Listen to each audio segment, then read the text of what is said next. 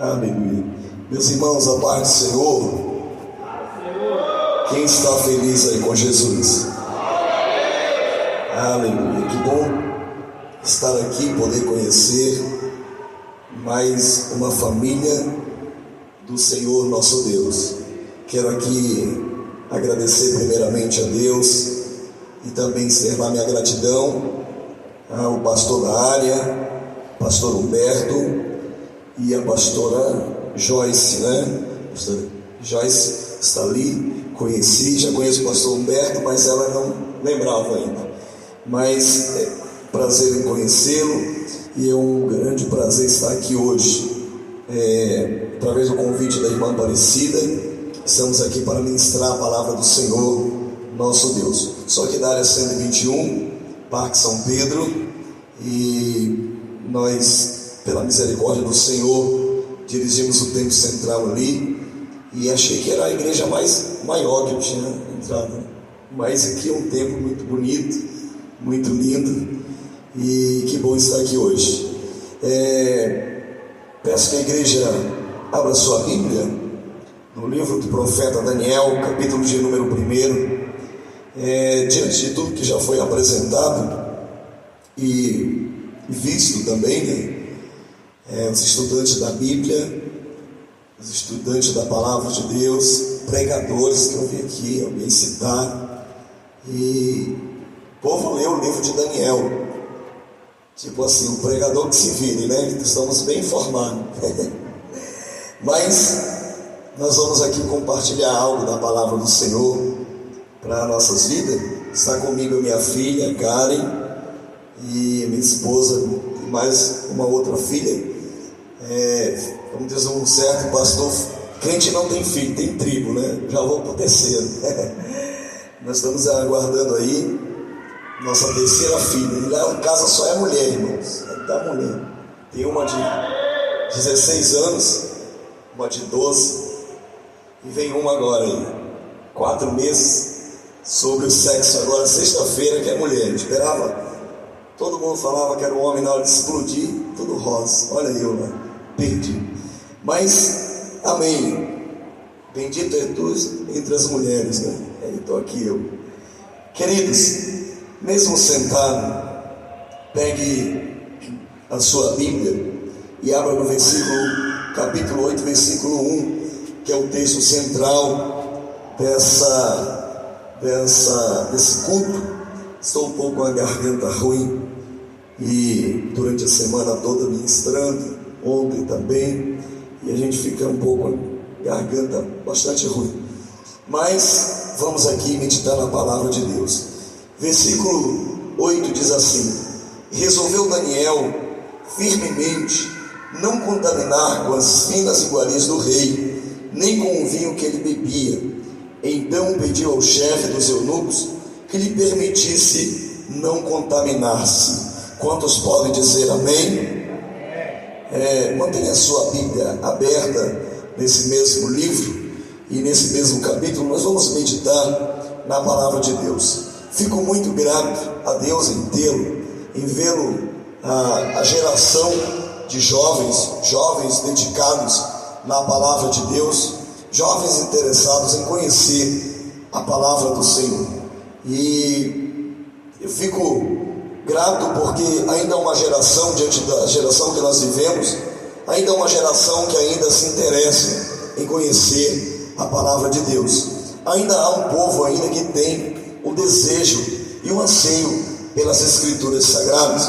E o fato de ser um jovem não é um fato apenas de descartar a palavra de Deus e lembrar quando envelhecer. Mas o sábio escreve dizendo: lembra do teu Criador no dia da tua mocidade, enquanto não vem os maus dias e não chega o tempo de dizer que não tenho mais prazer e contentamento nele. Mas o fato é que quando nós lembramos das Escrituras e deixamos Deus assim nos usar, Deus, Ele faz de nós vasos de grandes valores e faz proeza através das nossas vidas. Que bom que jovens ainda se levantam. E a grande preocupação hoje, se não é uma juventude, eu sempre tenho dito isso, nós precisamos de um avivamento entre nós e no meio das nossas igrejas. porque senão os tempos passam, os anos passam, e quem serão os líderes da igreja que virá aí? Se essa juventude não se levantar e não se despertar para pegar a palavra de Deus, quem será os novos pastores? Quem serão os novos líderes das nossas gerações?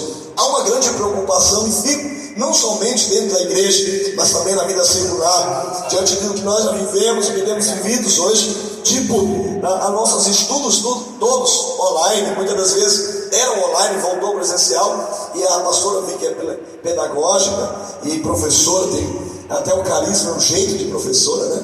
E a gente observa tudo isso, e observa que como nós teremos nossos médicos futuros, como serão os nossos professores do futuro, como serão os nossos mestres que virão, se muitas das vezes não conseguem entender ou compreender até o que estão lendo, o que estão fazendo. Mas nós observamos que Deus precisa derramar esse avivamento entre nós, para que volte o desejo de buscar e conhecer a palavra do Senhor. E aqui nós estamos falando hoje, iremos falar de um jovem extraordinário. A Bíblia faz menção de alguns jovens na Bíblia, mas lembra aqui no livro de Daniel, a qual vocês escolheram para poder meditar, para poder entender melhor e assim aplicar a palavra de Deus. Porque Daniel é escolhido entre todos para poder ser falado. O que é que Daniel tem de diferente entre a nossa geração? E o que é que Daniel traz para nós de lição, como um verdadeiro jovem e um verdadeiro cristão que consegue se manter diante de um reinado? Eu quero dizer algo interessante. Daniel não estava apenas dentro de uma escola qualquer. Daniel não estava lá dentro apenas de uma roda de colegas, de amigos. Daniel estava diante de um magistrado. Daniel estava diante de um rei. Daniel estava diante de um monarca, que a qual poderia dar a ele uma ordem, e ele tem que obedecer aquilo que era proposto para ele. Mas diante de tudo isso, ele tinha no seu coração um temor e obediência ao Deus do céu. Nós começamos a ver essa história e discorrer essa história dentro de toda essa caminhada. Todos já começam a entender e ver que Israel era uma nação eleita, escolhida por Deus, uma nação chamada, vocacionada, e Deus assim levantou diante dessa nação diversos profetas, homens para profetizar, homens para levar a palavra e advertir o povo de grandes as situações que poderiam comprometer a sua vida e a vida da nação e da sua família. Deus assim levanta homens como esse. Mas grande diferença tem os profetas que Deus levanta lá em Israel e o profeta Daniel. Muitos vão dizer que Daniel não era profeta. Alguém vai entender como, por exemplo, o próprio Cristo vai chamar Daniel de um profeta, porque ele não foi consagrado lá. Daniel foi levantado por Deus lá na Babilônia, ainda quando estava em cativo. Mas o que nos chama a atenção diante de tudo isso, que Israel passa pelas crises, as crises ademais que você possa imaginar, e tudo por causa do povo, por causa da sua desobediência a Deus. E como o reino era um só, vencesse algum reino dividido, mas por bem, essa nação, ela conseguiu se desfazer em duas. Por exemplo, ajuntando-se duas contra 10, a força era maior. A do sul ficou com 2 tribos e a do norte ficou com apenas 10 tribos. E eles escolheram os seus reis para reinar sobre eles, e assim foram se passando. Chega no 18º rei, assume o reinado. E aí na geração de quem? De Daniel. Joaquim aceita reinar depois da morte do seu pai Josias, o grande homem temente e obediente a Deus. Vem o seu filho reinar, e depois de 3 anos de reinado, o texto vai nos ensinar que Joaquim agora, depois de 3 anos que está reinando, Babilônia agora vai invadi-lo, ele vai tomar de conta dele, e Nabucodonosor, filho de Nabopolassar, vai tomar de conta, vai chegar lá e saquear a cidade, e assim vai levar os reinos e os reis para a Babilônia. Mas não leva só o rei. A história diz que ele pega os utensílios da casa de Deus e assim arrasta e leva para assinar, e assim coloca dentro do templo dos babilônicos, os deuses babilônicos. Mas ele não leva também só os utensílios e não leva só o rei Joaquim, ele leva também Daniel e os seus amigos para a Babilônia. Isso acontece no ano de 605 a.C., a qual se dá essa invasão babilônica. O texto Nabucodonosor, ele ainda não era rei na época, ele era apenas um filho, um chefe do exército do rei que antecedia ele, que era seu pai, e a qual ele tinha saqueado o Egito, ele tinha invadido o Egito e matado a grande parte. Por ele ter essa fama, ele foi chamado para saquear o rei, para saquear Judá, e ele foi tomado por lá. E após ele ser tomado essa grande conquista, ele passa agora a ser consagrado como rei da Babilônia. Mas escute bem, após ser levado para a Babilônia, por que ele foi levado? Joaquim era um homem que poderia muito bem fazer algo diferente na sua pátria, não cometer pecado, mas ser como o seu próprio pai, um servo adorador. Mas Joaquim não, ele vai ser um homem que vai respeitar as leis e vai cometer um pecado diante do Senhor. E o texto diz que uma das fúrias dele contra a própria escritura é que ele vai desobedecer as ordens mosaicas, e assim ele vai pecar diante da própria terra, não deixando a terra descansar no período sabático. Mas isso não foi suficiente. O texto diz que Joaquim, ele fica tão furioso quanto as escrituras de Jeremias, ele entra no templo e rasga as escrituras, destruindo todas as advertências que iriam vir contra eles. Ele fica tão chateado e assim fere as escrituras feitas por Jeremias. Tudo isso levou a esse povo a um pecado a qual Deus poderia puni-lo grandemente por causa da sua desobediência. Isso faz uma nação inteira sofrer, isso faz uma nação inteira padecer, porque agora os seus inimigos encontraram brecha, porque o Deus de Abraão, o Deus de Jacó, abriu agora para eles, dizendo agora, eles serão punidos, eles serão punidos por causa da sua desobediência, por causa do seu pecado. E entra o rei e saqueia a terra. Olha o que acontece, e o texto diz que ele vai para escolher, o rei manda escolher homens jovens sábios, que conheçam bem a cultura de Israel, homens que possam desenvolver, homens que possam transmitir o que eles sabem para aquele povo. Escute uma coisa, o nosso adversário, ele quer informação nossa. O nosso adversário, ele quer entender melhor os projetos que nós temos para avançar. O nosso adversário, ele quer conhecer das nossas intimidades, ele quer conhecer as nossas regras, ele quer conhecer quanto tempo nós passamos, quanto tempo nós ficamos adorando, o que nós fazemos para alcançar outras pessoas. Assim era Nabucodonosor, ele queria conhecer a cultura de Israel, porque se ele conhecesse a cultura, ficaria muito mais fácil para ele dominar o resto da população. Por isso ele escolhe alguém sábio. Deixa eu falar uma coisa para você também. Nosso adversário, ele não está preocupado com quem está fraco ou com quem está caído, porque aquele que está fraco, um empurrão, uma escorada já serve para ele cair. Aquele que já está caído, ele não precisa mais de nada, porque ele já está caído. Ele está preocupado com aquele que está de pé,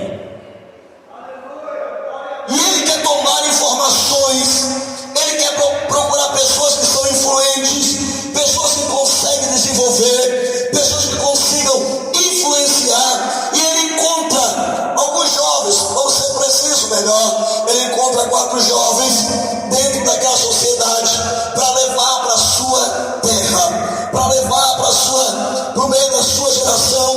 E era esse, portanto, Daniel, seus amigos, levados e colocados diante do chefe dos eunucos. Por quê, pastor? Eles tinham uma ordem a dar a eles, eles tinham um propósito de treinar eles, colocar eles todas as comidas, as iguarias do rei, para oferecer para aqueles jovens que estavam ali. E ele vai. Só que Daniel era um jovem, mas era crente. Ele era um jovem, mas era temente a Deus. Era um jovem, era obediente ao Senhor. Eu abro parênteses para dizer aqui que muitas das vezes o nosso jovem, quando pega, diz assim: eu pequei porque eu sou jovem. E quem diz que resultado que desculpa para o pecado é ser jovem demais. Quem acha, muitas das vezes as pessoas perguntam assim: não, quando eu amadurecer,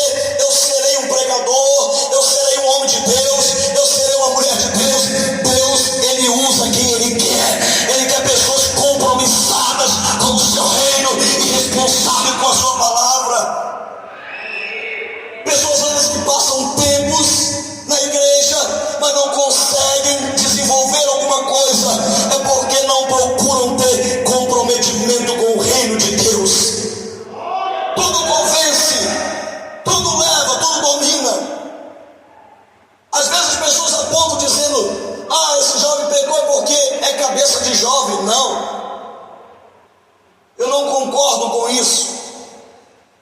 Alguém pecou, ele caiu, ele fracassou, é porque ainda é jovem. Quem disse que jovem ele é fácil? Quem disse que jovem tem a cabeça rouca? Quem disse que jovem não tem determinação? Quem disse que jovem não tem potencial? As pessoas começam a usar essa desculpa até mesmo para justificar erros e fracassos.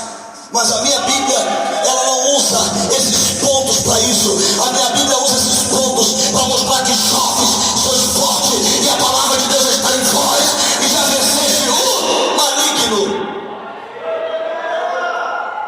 Pare de aceitar isso, achar que você está fazendo errado porque você é jovem. Pare de aceitar que você ainda está desanimado porque você é jovem. É hora de você olhar para a Bíblia e dizer: eu sou forte, eu já venci o maligno, eu sou forte porque eu tenho a palavra de Deus no meu coração para não pecar contra o Senhor. Quem disse que jovem é caído? Quem disse que jovem é fracassado? Olhe para a Bíblia. Olhe para Daniel, olhe para José. Veja homens, olhe para Sadraque, Mesaque, olhe para Abednego. Eles não estavam diante de uma colegagem afrontando a fé, dizendo que não criam em Deus, que alguém está chamando de doido. Eles estavam diante dos maiores reis, que poderiam dar uma ordem e dizer: você está morto a partir de agora. Mas só que eles tinham um propósito na sua vida. E sabe o que acontece? O texto diz que Daniel assentou-se no seu coração. Assentou-se no seu coração para não pecar contra o Senhor. O que é isso? Nós começamos a entender que é uma determinação.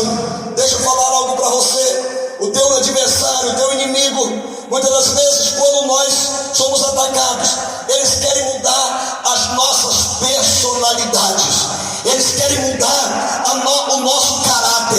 Eles querem colocar outros nomes em nós. A maioria das pessoas que entram para as drogas, elas têm um nome, mas quando elas entram para as drogas, elas recebem outro nome.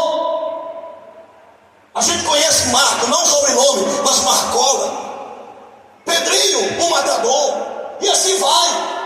As pessoas vão dando nomes a elas e mudando o caráter delas, dizendo: você não pode mais ser chamado. E esqueceram quem é o nome. Ninguém conhece quem era o João. Conhecemos quem era o bravo lá da bocada fulano de tal. Conhecemos quem era o catatal. É assim que as pessoas começam a mudar. O nosso adversário quer mudar o nosso nome. Deus escolheu, e assim nós profetizamos. Quando um pai escolhe um nome para um filho, a gente procura significados e procura ver qual é o nome dado a ele, e faz menção, referência a um bom significado. Mas o diabo, ele sempre leva também para o seu significado e para o seu reino, tentando desmascarar ou tentando afrontar a criatura de Deus. Está nas tuas mãos, mas é hora de mudar o nome. Como é o nome deles?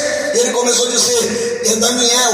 E o que significa Daniel? Ele vai dizer: Deus é o meu juiz. Então muda o nome dele. Assim não pode ficar. Deus juiz nessa geração, não pode. Já tem alguém que é rei aqui, e só rei só é um. Então muda. E para que a gente vai mudar o nome dele? Muda para ele, para Beltesazar. Muda logo. É hora de mudar. E ele dá um nome a ele, e vai dizer a ele que Beltesazar significa Bel projeta a sua vida. Vamos dar um nome que possa mudar, dá até interesse a eles. É isso que eles querem, é mudar o nome. E aí foram mudando, foram chamando de um por um. E veio o outro, chamou o nome. Quem é esse? Ananias. O que significa Ananias? Javé demonstra graça. Muda o nome dele, muda para Sadraque. Ele diz: provavelmente significa a ordem de Acu. Acu era um deus deles, era um deus da lua. Agora eles veneravam, eles adoravam, e assim eles prestavam culto a ele. Mas quando eles estavam mostrando que Ananias significa Deus demonstra graça, meu Deus, pode até mudar o nome, mas não pode mudar o milagre. Pode até mudar o nome, mas não pode mudar o discurso.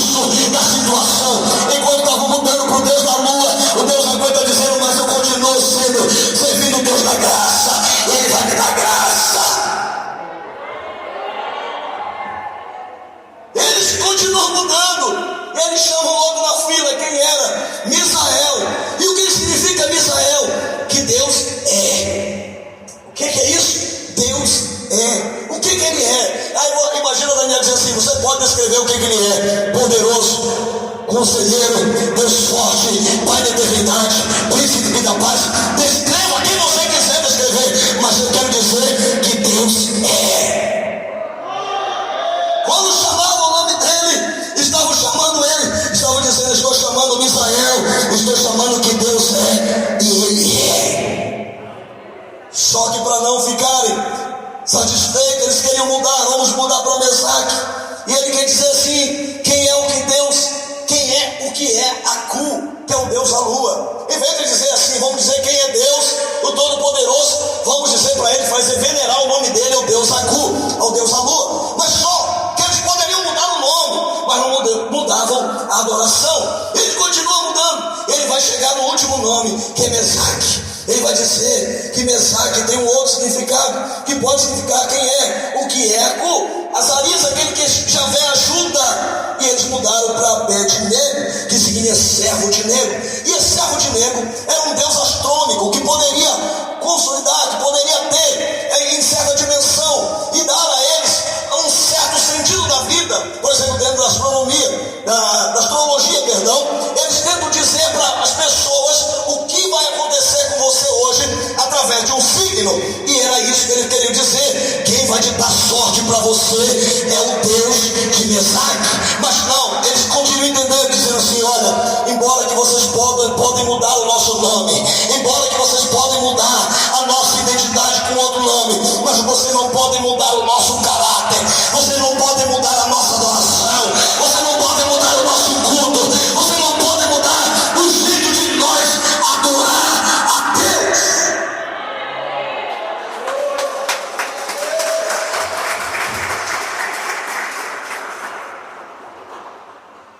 Pastor, mas estou mudando a minha vida. Tem jovem, na verdade, é uma igreja em si. É porque lá no trabalho falaram que eu era isso e você aceitou ser isso? Porque lá na escola falaram que eu era isso, falaram que eu era um patinho feio, falaram que eu era um quadrado e você aceitou ser isso? É você que escolhe. O tema é: eu escolho Deus. E muitas pessoas estão escolhendo ser o que os outros estão ditando para elas. Pastor, mudaram o meu nome. Tudo bem, pode mudar o nome. Na rodinha do apelido, na rodinha do grupo, pode mudar o nome. Mas lá no céu, o teu nome está escrito no livro da vida, e é Daniel. Lá é Beltesazar, mas lá no céu Deus atende por Daniel. Quem é Daniel? Está orando.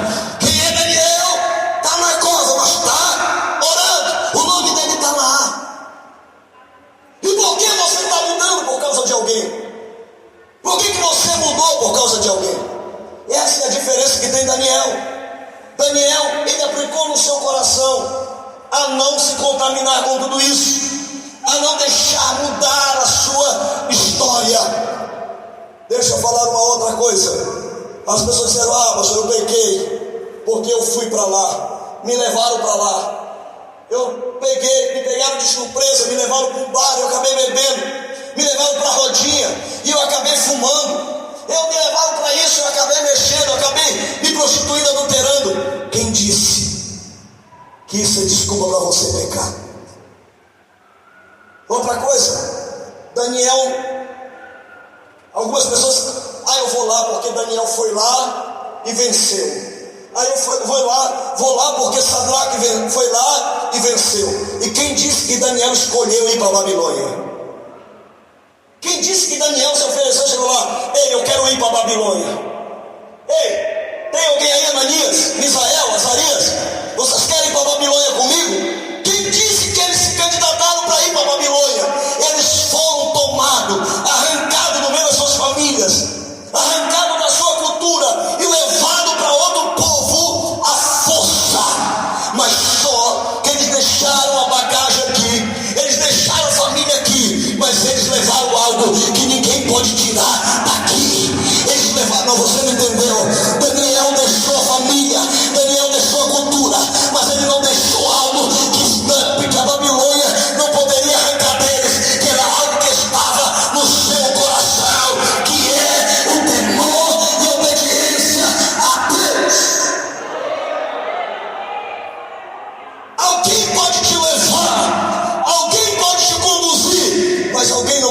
tirar o que está dentro de você.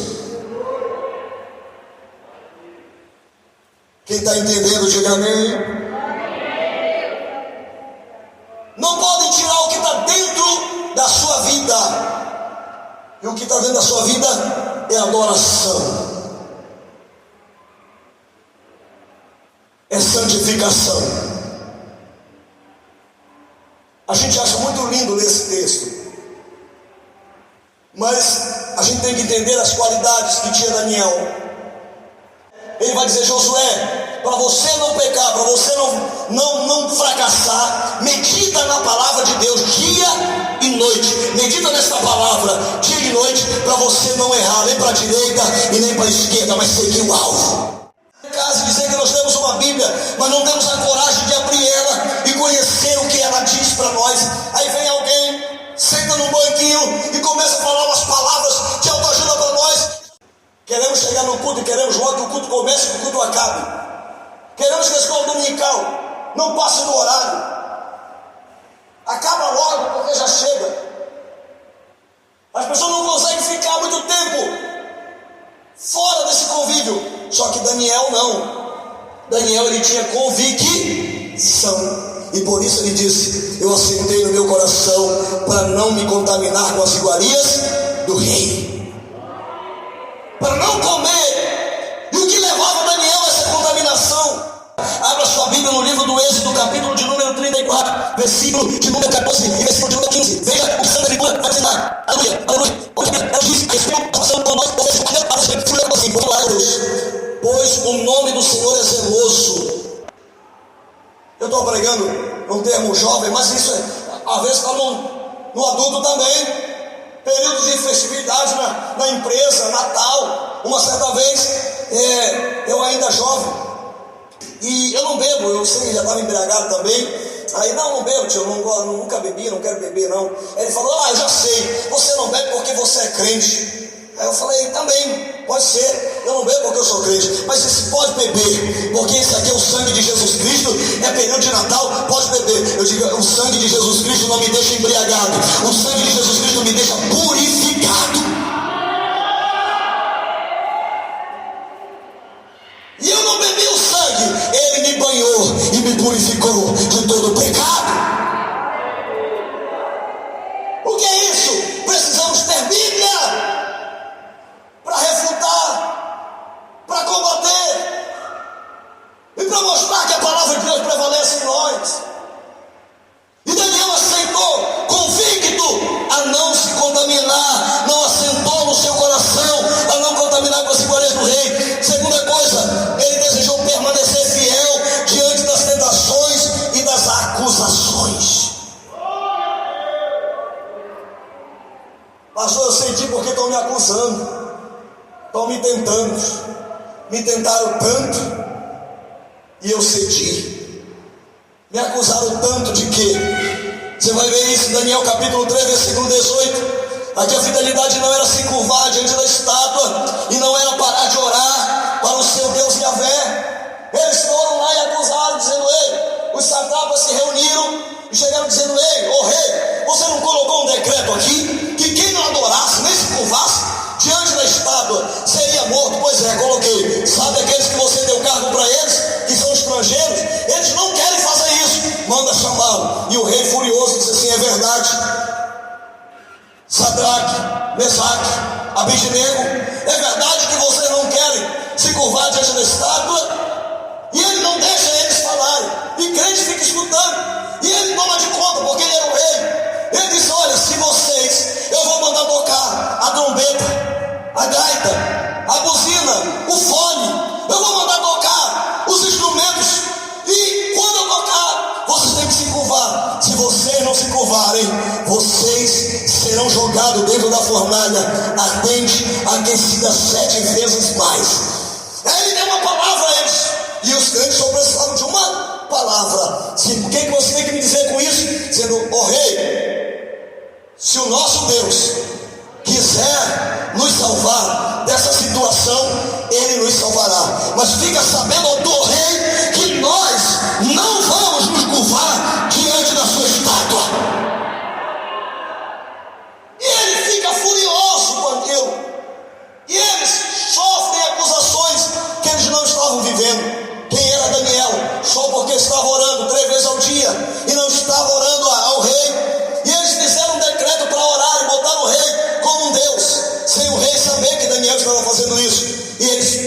Daniel orando, leva a presença do rei, dizendo assim: o rei, ele descumpriu o decreto, joga ele agora.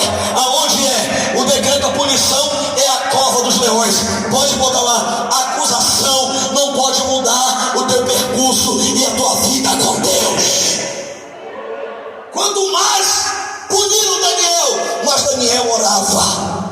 Quanto mais acusavam Daniel, mais Daniel ele estava na presença de Deus. O que acontece muitas vezes? Eu vou parar de ser crente, porque quando eu aceitei Jesus, parece que eu não sofria. Comecei a aceitar Jesus, agora eu estou sofrendo, estou sendo perseguido na escola, ninguém quer falar comigo. Na escola todo mundo me abandona, meus amigos abriram mão de mim. Não tem problema, vou dizer para você, lá em João capítulo de número 15, leia lá, dizendo assim: olha, se o mundo me amasse, ele vos amaria também. Mas como o mundo primeiro me odiou, e por isso vos odeia também. Porque se você fosse do mundo, o mundo vos amaria. O que é isso, pastor? É que Jesus ele foi escarnecido aqui. É que você não faz parte mais do mesmo grupinho. Você é diferente. Agora deixa eu dizer uma coisa para você. É para você ficar triste? Não. Não é para você ficar triste. Não é para você ficar deprimido.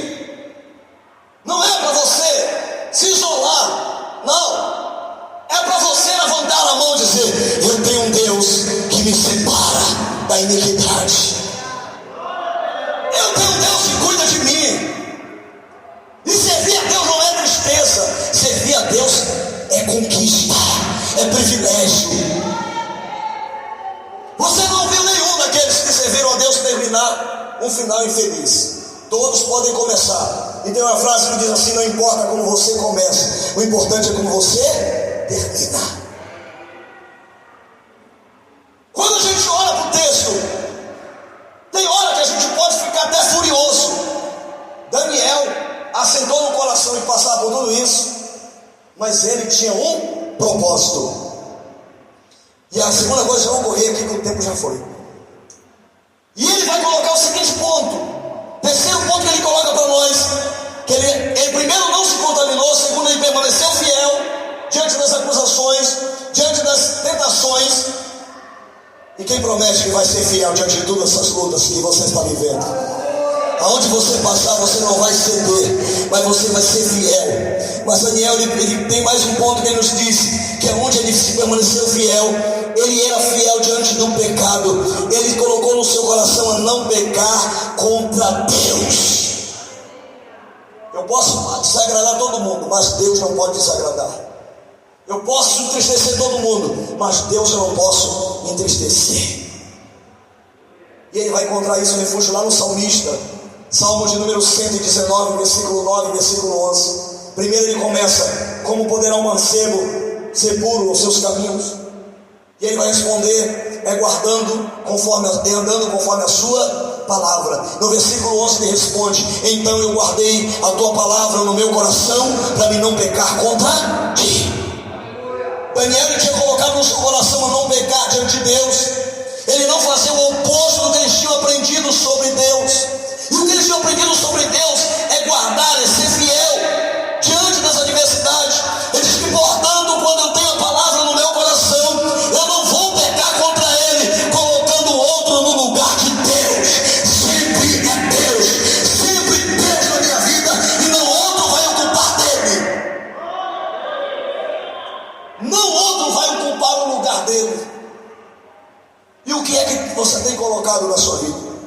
Pastor, mas essa história passou. E muitas das vezes nós queremos viver a história de Moisés, de Daniel, de Elias, de Josué, de Caleb. Mas Deus nos proporciona uma outra história, de uma outra forma, mas traçando os mesmos caminhos. Ele colocou. E o que é que nós temos colocado no lugar de Deus na nossa vida? Qual é a sua prioridade? Olhem para cá. Qual é a sua prioridade? O que é que você prioriza mais? É o seu celular ou é a sua Bíblia? É o seu trabalho ou a sua comunhão com Deus? Quantas pessoas têm abrido mão ou têm aberto mão da presença de Deus por causa de um trabalho? Quantas pessoas deixaram de servir a Deus por causa de um emprego, por causa de um carro, por causa de um bem, por causa de um propósito, de alguma coisa, até de um casamento? Tem pessoas que abriram mão de servir a Deus. O que é que tem tomado o lugar de Deus na tua vida? Porque Daniel, ele disse: eu não quero pecar contra Deus, e colocou no seu coração. Deixa eu dizer algo mais para você: se algo entrar na tua vida, entrar no teu coração, ninguém vai tomar o espaço de Deus na tua vida. Mas quem toma essa decisão não é Deus que toma por você. Deus te dá a capacidade de você vencer, mas quem toma essa decisão é você. É você que toma essa decisão. Não será a tua pastora, não será o teu pastor, não será a tua dirigenta que vai tomar essa decisão, mas será você que vai tomar a decisão de colocar no seu coração, dizer: eu não vou pecar contra Deus. E o que é que tem ocupado o teu coração? O que é que tem ocupado a tua vida? E ele coloca mais para nós o preço de quem escolhe Deus. Cadê os jovens que escolheram Deus aqui? Diga glória a Deus. O pastor está estreito. Vamos apertar um pouquinho mais.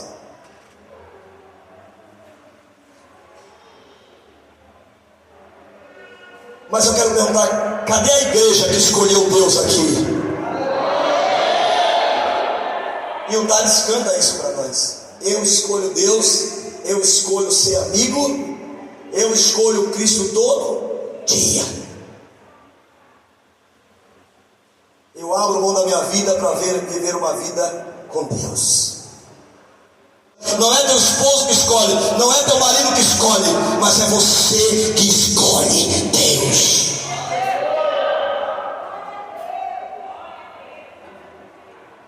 É quando você escolhe servir Deus, você é lançado na cova dos leões.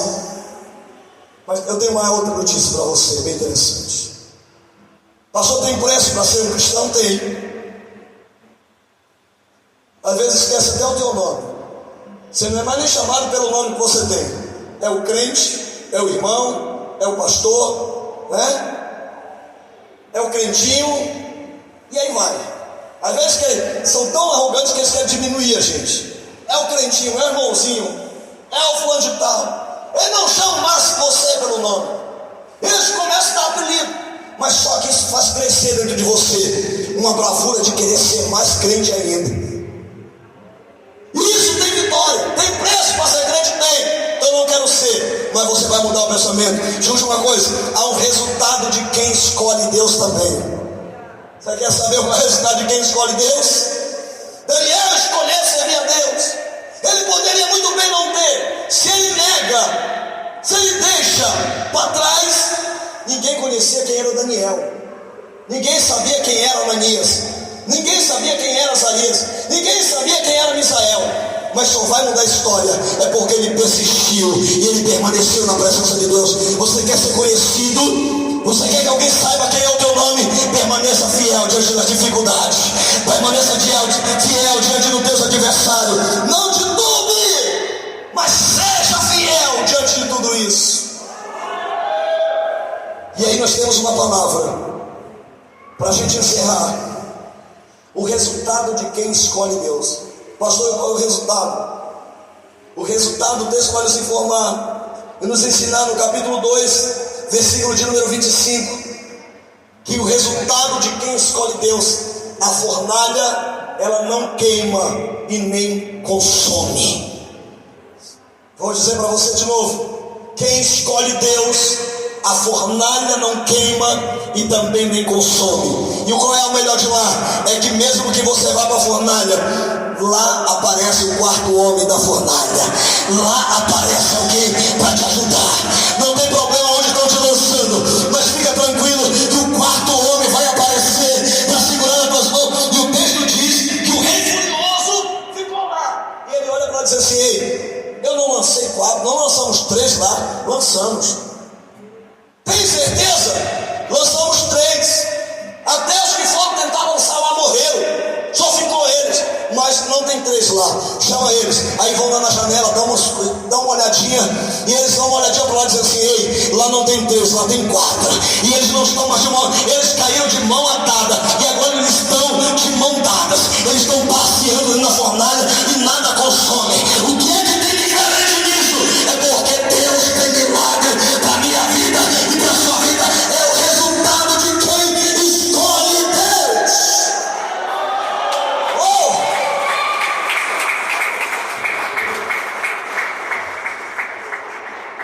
Por que abandonar? Por que abrir mão?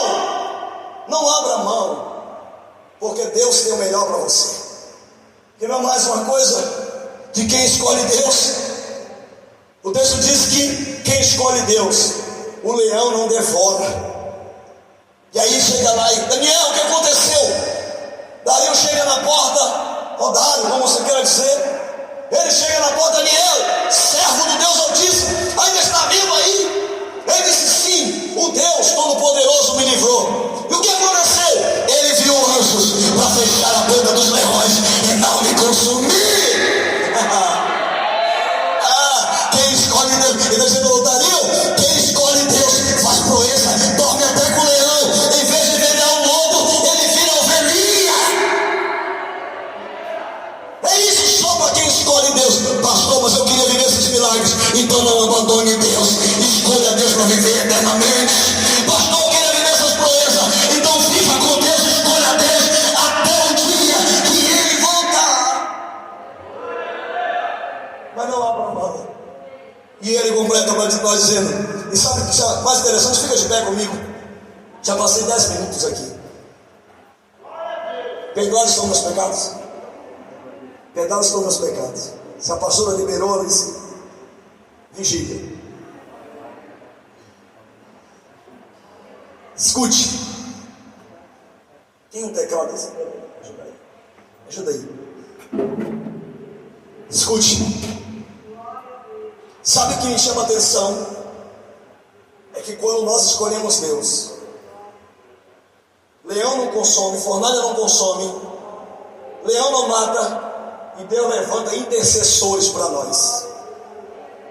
Você vai entender. Deus ainda levanta o ímpio para interceder por nós. Não. Deus levanta um rei para interceder, mesmo incrédulo. O texto diz que depois que colocaram Daniel lá na cova, depois que colocaram Daniel lá dentro, junto com os leões, o rei foi para o seu palácio. E lá no seu palácio, ele levantou um jejum. O que ele fez? Jejuou. Pastor, você falou em jejum, não sei mais nem o que é isso. Ele foi jejuar.